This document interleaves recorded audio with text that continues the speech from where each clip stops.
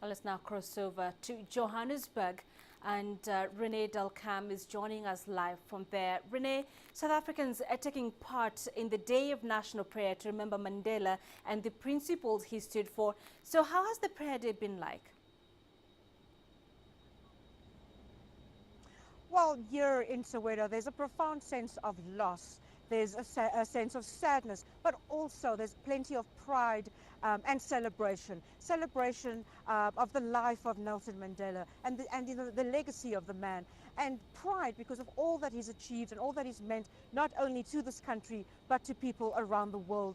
At this particular service, which is still continuing, it's been on for about 3 hours now, people have described him as a beacon of hope, of peace and reconciliation.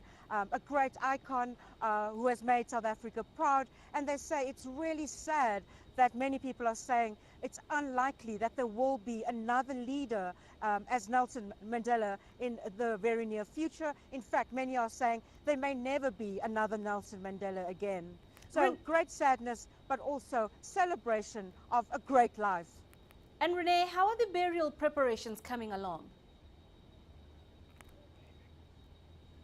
Well, today is essentially the start of one whole week of the build-up to the state funeral. On Tuesday, we will have a huge memorial service at the FNB Stadium in Soweto, which incidentally is the last time the world saw Nelson Mandela in public at the Soccer World Cup in 2010. And then on Wednesday, we have the situation where we expect the whole of Pretoria to line the streets when the remains of Nelson Mandela is taken to the Union Buildings. Of course, the Union Buildings, the seat of power where he was inaugurated as South Africa's first democratically elected black president in 1994. His body will lie in state on Wednesday, Thursday and Friday next week, and the week will culminate in his funeral in his home village, his beloved home village of Kunu in the Eastern Cape. He's always said that he wants to be buried amongst his family, and finally that wish will be granted a week from today. And finally, Rene, South Africa preparing to go to elections. What lessons has the country drawn from this global icon, Nelson Mandela?